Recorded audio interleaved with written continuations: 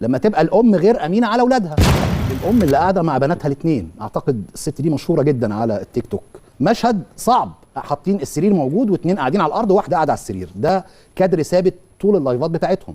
البنتين فيهم واحده قاصر وقاعدين بشكل مستفز جدا علشان الدعم والهدايا اللي جايه من الداعمين اللي على التيك توك.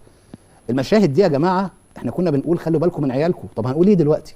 لما تبقى الام غير امينه على اولادها هنكلم مين؟ هنقول ايه؟ طب العيال دي هنقدر نحاسبهم ازاي لما امهم بالشكل ده؟ كان دايما كنا بنحذر اولياء الامور، بنقول لهم يا جماعه خلوا بالكم من العيال.